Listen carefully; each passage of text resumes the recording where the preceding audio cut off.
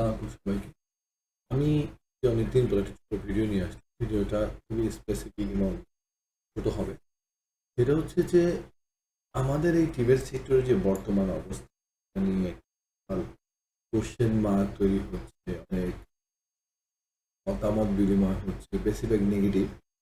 তো এখানে আমার কিছু মতামত থাকাটা আমার মনে হয় আমার পক্ষ থেকে ঠিক মনে তাই দিচ্ছি।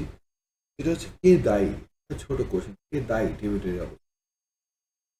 আসলে এই জায়গাকে কাউকে স্পেসিফিক করা খুব কঠিন হবে যে এই জায়গায় আমরা দায়ী, সরকার দায়ী, এমপ্লয়ার দায়ী, সবকিছু নিয়েই একটা আহ, কুয়াশা রয়ে গেছে এবং এটা সহসাই যাবে বলে আমার সন্দেহ আছে। এখন যেটা আসলে আমাদেরকে ভাবতে হবে সেটা হচ্ছে আমরা ক্লারিফাই যদি না থাকে আমাদের কাছে যে আমরা কেন কেন দায়ী, তাহলে আসলে এটা কোনো সলিউশন মনে হয় কম। ধরে নেন যে একজন প্রাইভেট সেক্টরের ট্রেনিং কেন করবে, কেন করবে? এই কোশ্চেনটা অ্যান্সার পাওয়ার জন্য একটু উল্টো দিক থেকে আমাদেরকে আসতে হবে। কেন দরকার? Simple logic. যেই কান্ট্রিতে যে ইন্ডাস্ট্রি আছে সেই ইন্ডাস্ট্রির জন্য স্কিল ওয়ার্কার দরকার। এখন ধরে নেন যে আমাদের আহ, বাংলাদেশের মধ্যে জাহাজ ইন্ডাস্ট্রি আছে, বেশ কিছু। আপনারা যদি খেয়াল করে মানে জানেন যেন অনেক বড় বড় জাহাজ তৈরি করছে, দেশের জন্য বিদেশের জন্যও তৈরি করছে। তো এখন প্রশ্ন হচ্ছে যে এদের অনেক স্কিল ওয়ার্কার প্রয়োজন, কিছু পার্মানেন্ট, কিছু টেম্পোরারি, কিছু অনেক ক্ষেত্রে কল বেসিস লাগে যদি কোনো লোকের অভাব হয়। তো এই ক্ষেত্রে একটা ইন্ডাস্ট্রি আসলে কি করে? একটা ইন্ডাস্ট্রি এখানে বিভিন্নভাবে স্কিল ওয়ার্কার যেতে পারে। হ্যাঁ, সে বলতে পারে যে ওই কথা কথা age an example say welder চাচ্ছে। তো যারা আশেপাশে যারা আছেন তারা ওয়েল্ডারের যারা ট্রেনিং কম্পিটিশন করছে তাদেরকে তারা নিতে পারে।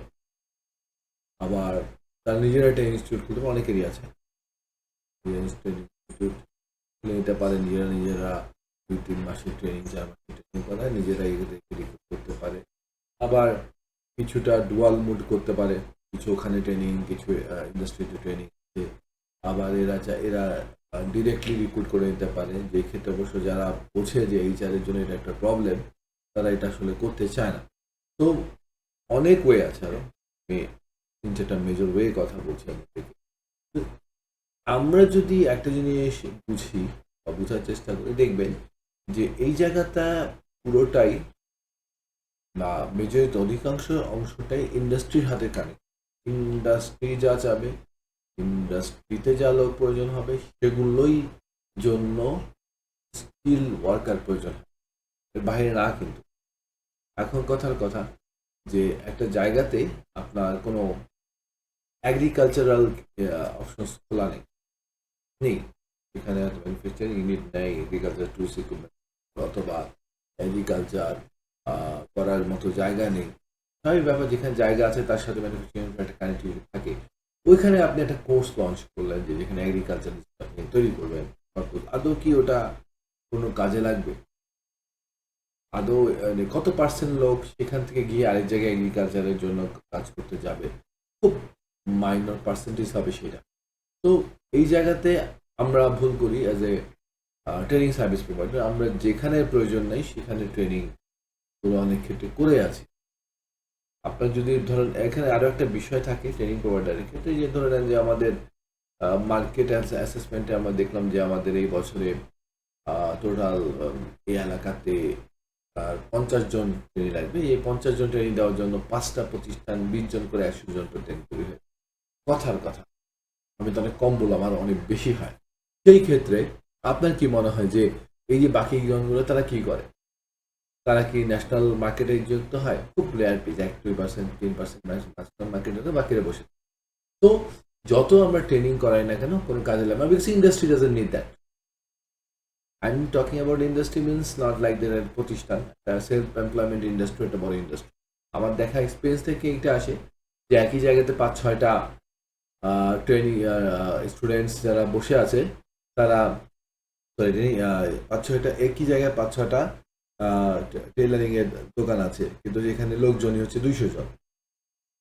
200 জনের মধ্যে হয়তো পার্সেন্টেজ অফ 50% মহিলা, 40% মহিলার মধ্যে তাদের কেনার মতো ক্ষমতা আছে 30%-এর, ওইটাকে ভেঙে ভেঙে 5-6 জন কেড়ে কেড়ে নিচ্ছে। আবার এটা এমন ডিমান্ডেবল প্রোডাক্টও ওই জায়গায় না যে প্রতিদিন কিনবে মানুষ, তত লাগে মুদির দোকান, তাই না?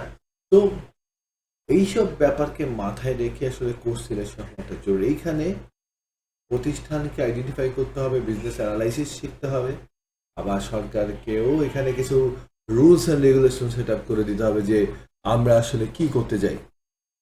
তোমরা এই জায়গায় এই ট্রেনিং করাতে পারবে না, তোমরা চাইলেই দিব না, বিকজ মার্কেটে এটার কোনো ডিম নাই।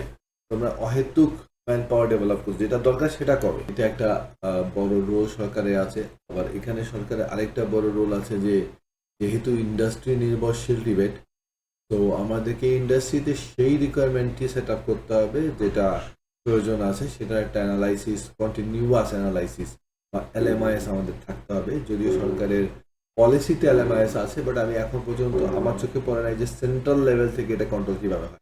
আমি ইন্ডিভিজুয়াল অনেক ইনপুট দেখেছি, বাট ইয়েতে দেখিনি যে সেন্ট্রাল থেকে কোনো কন্ট্রোল এখনো পাইনি, হয়তো সামনে হবে। বাট এটা টিবেটকে ডিজাইন করার জন্য one of the primary work, people has to do that। এখানে আরেকটা প্রশ্ন হচ্ছে যে আরেকজন মানে হোল্ডার আছে বা যেন লোক আসবে ডিরেক্টলি বেনিফিশিয়ারি কি করবে এখন? বেসিক্যালি হচ্ছে বেনিফিশিয়ারিরা এমনি একটু নলেজটা কম রাখে মার্কেট সম্পর্কে, তাদেরকে রিয়েল গাইডেন্স থাকে না, নলেজ থাকে না, যেই কারণে তারা আসল জিনিসটা বুঝে উঠতে পারে না। তো এইখানে বেনিফিশিয়ারিদের অবশ্যই কিছুটা মার্কেট অ্যানালাইসিস করার, বোঝার ক্ষমতা, অ্যানালাইসিস তাই বলি, বোঝার ক্ষমতা থাকে, যেটা আসলে এদের নাই। এদেরকে দোষ দেওয়া লাভ নেই, কারণ কেরিয়ার গাইডেন্স বলে কোনো কিছু নেই বাংলাদেশে এখন পর্যন্ত স্টাবলিশ। অবশ্যই বিভিন্ন প্রজেক্ট ছোটখাটো করে আসতেছে, বাট স্টাবলিশ কোনো কিছু নেই। আমি এই জায়গায় বলবো যে যে কোনো জায়গাতে ওভাবেই তৈরি হওয়া উচিত যেটা ডিমান্ড। এই জায়গাতে গভর্নমেন্ট এত বড় একটা কাজকে একা করা পসিবল হবে না। গভর্নমেন্ট পলিসি অনুযায়ী প্রজেক্টদেরকে সেটা ম্যান্ডেটরি করে, প্রজেক্ট সেটা করবে। প্রজেক্ট নিজের মতো ডিজাইন করে তো ডিপিবি পাস করে ঢুকতে পারবে না।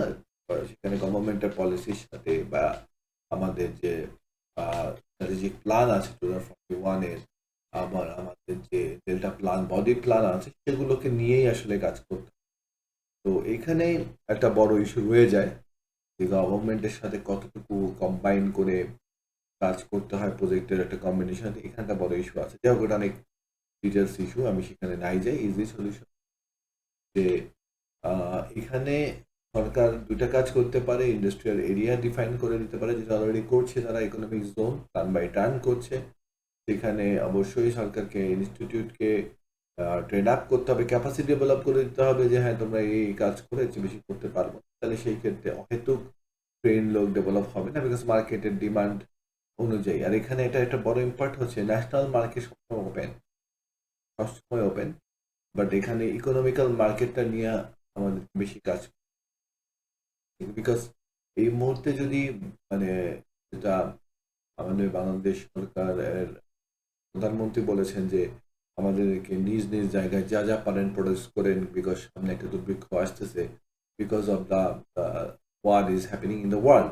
তো এই জায়গাতে যদি আমরা economical development in local area না করি, এটা হয়তো এখন দুর্ভিক্ষ যদি আমরা পার করতে পারি করতে পারি, অসম্ভব কিছু না, কিন্তু আমাদেরকে হয়তো ফিউচারে করতেই হবে, কারণ আসতেই হবে, আসবেই একসময়। কারণ যেই দেশ লোকাল ইকোনমিক্যাল ডেভেলপমেন্টে আগানে না থাকে, তারা আসলে একটা সময় না সময় ফাইন্যান্সিয়াল ক্রাইসিসে পড়বেই।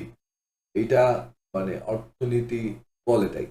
হ্যাঁ, এখন অর্থনীতির ইয়ে দিতে যাবো না আপনাদেরকে।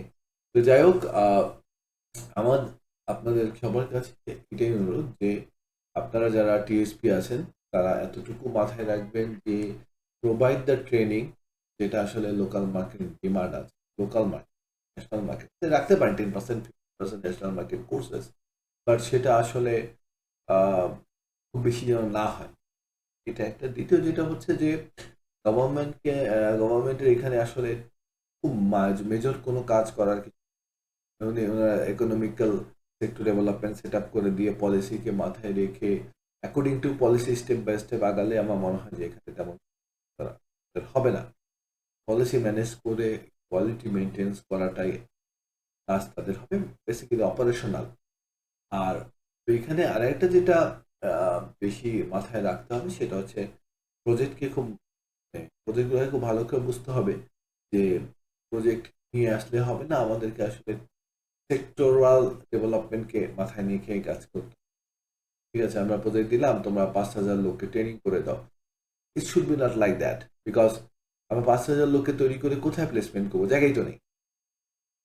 এই জিনিসটাই আমি আসলে বোঝানোর চেষ্টা করছি যে প্রজেক্টকেও এটা চিন্তা করতে হবে যেখানে যেটা প্রয়োজন আছে সেখানে যেন সেটাই তৈরি হয়। এবং এই জায়গাতে অবশ্যই সরকারের পক্ষ থেকে এলএমআইএস এর একটা বড় ইম্প্যাক্ট থাকবে এবং সঠিকভাবে এলএমআইএস কে মেনটেন করার জন্য একটা গুড ইম্প্যাক্টফুল আইডিয়া লাগবে। আমি এই বরাবরই বলে আসছি যে বাংলাদেশে যদি বাংলাদেশ যেহেতু আমরা হিউম্যান ক্যাপিটালের হাব নেই, young generation one of the টপের মধ্যে আছে ওয়ার্ল্ডের মধ্যে। তো যেখানে যে প্রোডাক্ট চলে সেখানে সেই প্রোডাক্টকে ব্যবহার করার জন্য আলাদা সিস্টেম করাটাই ভালো। এর জন্যই মানে আমি বরাবরই বলে আসছি যে আমাদের এখন আলাদা একটা মিনিস্ট্রি খুব প্রয়োজন সেন্ট্রাল লেভেল কন্ট্রোলের জন্য, যেখানে আমি যেটাকে বলবো human capital development ministry or whatever the name is, main কাজ হচ্ছে হিউম্যান ক্যাপিটাল কমিশনকে অ্যাক্সেস করা এবং সেই অনুযায়ী তাদের ক্যাপাসিটি ডেভেলপমেন্ট শুরু করে সবকিছু করে according to the needs of the industry or মানে maybe outside of the country or inside of the country whatever. The issue is যে একটা central system, proper central system develop করা দরকার। আমরা আলাদা আলাদা করে কোনো লাভ নেই, আলটিমেট আউটপুট খুব একটা ভালো আসবে না।